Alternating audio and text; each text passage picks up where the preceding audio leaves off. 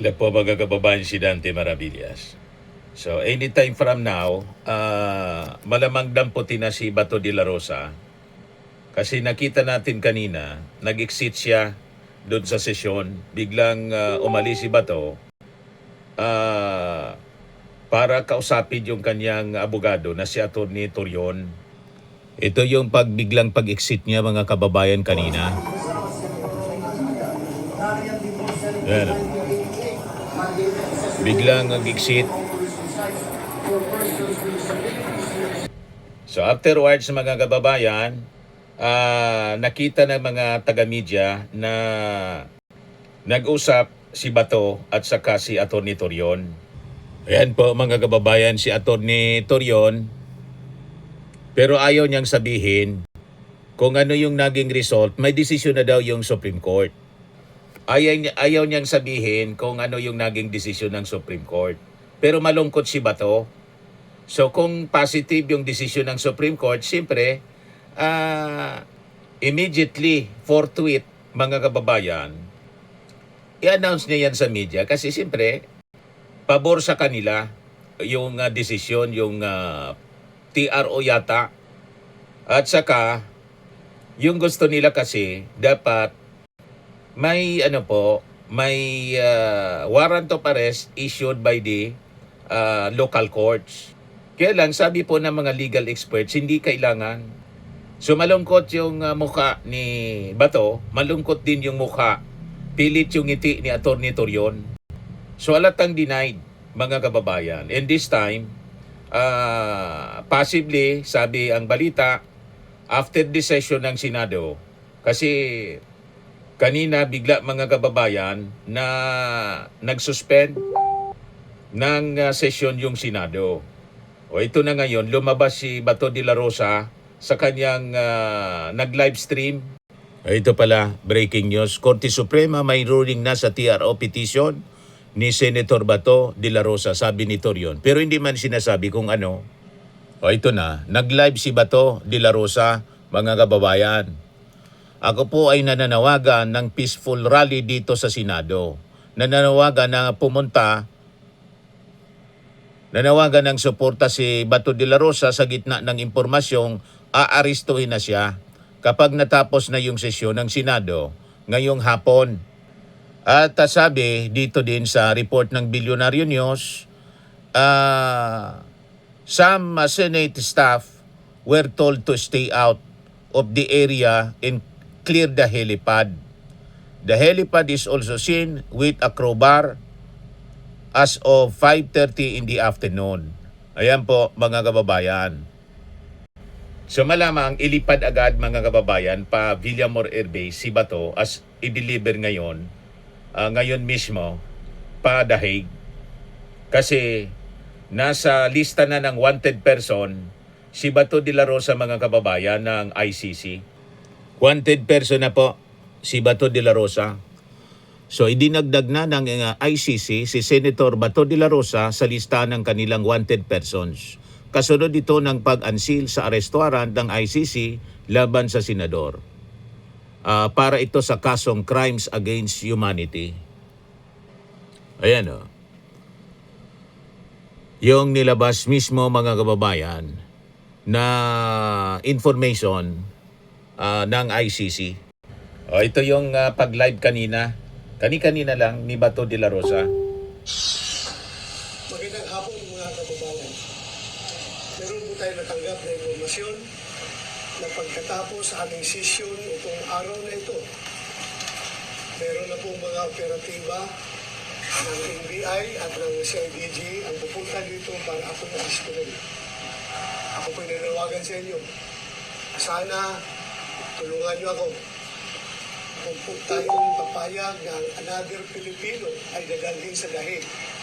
Pangalawa, kay Pangulong Duterte, ako pinanawagan sa inyo na sana pumunta kayo dito, tulungan niyo kami, mag-vigil tayo dito sa harapan ng Senado.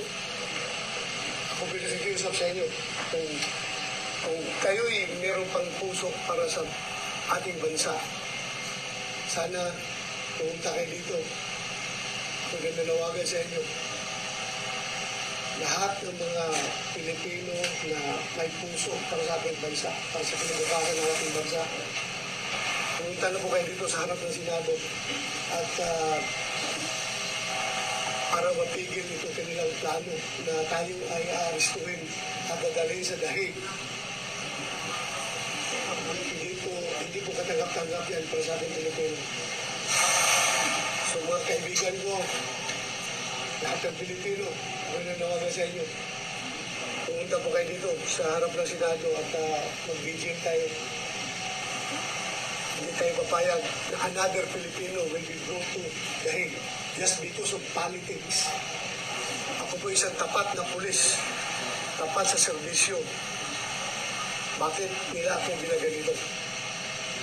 Kung nanawagan po sa inyo mga kaibigan, kung kayo ay frustrated noon sa panahon Pangulong pagdala nila kay Pangulong Duterte noon sa dahil sana hindi na ito susundan pa. Maraming salamat mga kaibigan. Hindi po ako nanawagan ng violenting kabaklas. Ako po'y nananawagan ng isang peaceful na prayer rally dito sa harapan ng Senado. Kita-kita po tayo dito.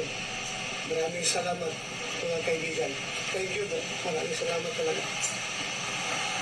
So yan ang pag-live niya mga kababayan, kani-kanina lang. Kaya lang sa Senado po, ang mas marami yung grupo ng civil society, nagrarally, at mga militant, pati yung Tindig Pilipinas, na pinipuwersa nga po yung mga pulis na makapasok sila sa Senado. Gusto nang aristuhin, mga kababayan, citizens arrest daw. Yun ang sinisigaw kanina. Kasi tingin nila mabagal yung PNP. Ito po sa labas ng Senado, yung mga nagrarally, ang sabi nila, no bald is above the law. Ibig sabihin kalbo. Yan o. Ikulong si Bato. Nagpupuwersa sila na pumasok para sila na daw po yung mag-aresto kay Bato de la Rosa. Ay, sorry po, nawawalan. Sabi dito sa report ng GMA News, Senate Sergeant at Arms Mau Aplaska kinumpirma na may mga tao na ng NBI sa paligid ng Senado. Pero si John Bicrimulya, sabi niya, sabi dito, si ILG Rimulya sends a photo dispelling information that he is en route to the Senate to carry out the warrant of arrest for Senator Bato de la Rosa. I'm home. I'm not in action gear, sabi po ni Rimulya. On questions surrounding the BART entrance to the helipad, Rimulya says many of the senators have access to helicopters. No order has been given by me to effect an arrest. So yan ang sabi ni John Vic. Siyempre, hindi man nila sasabihin sa media. Dapat nga yung live coverage mga kababayan doon, kasi nakikita natin yung mga sa mainstream, News 5, etc. May mga areas dapat na hindi pinapakita na live as sa protocol para po sa security. At siyempre, yung target ng arrest, maaalarma siyempre. Kaya lang talagang nagpapaunahan mga kababayan sa report yung mga reporters. Nagkakagulo ngayon sa Senado. And tingin natin, baka hindi na po abuti ng gabi o mag-umaga. Finally, with that report na malungkot si Bato, kasi kung nakakuha ng TRO, masaya yon saka si Atty. Torion. Malamang sa malamang denied. Kaya nga po nananawagan na siya ng suporta galing sa mga kaalyado niya. Kaya lang tingnan natin kung may mag-respond doon sa kanyang panawagan. This is actually a people power call para proteksyonan siya. Pero tingin ko, it will fail mga kababayan. At magtatagumpay yung ating mga arresting officers para po siya mabigyan ng due process, maiharap sa hustisya. Yun mga kababayan. Nag-react na rin si dating PNP Chief Director General Nicolas Torre. Sabi niya, any attempt niya to enforce an international criminal court warrant against Senator Bato de la Rosa should be treated purely as a policing function, warning against framing it as political revenge tulad ng sinasabi ni Bato. So yun muna mga kababayan yung ating short video ngayon. Abangan natin po lahat kung ano ang mga magiging kaganapan.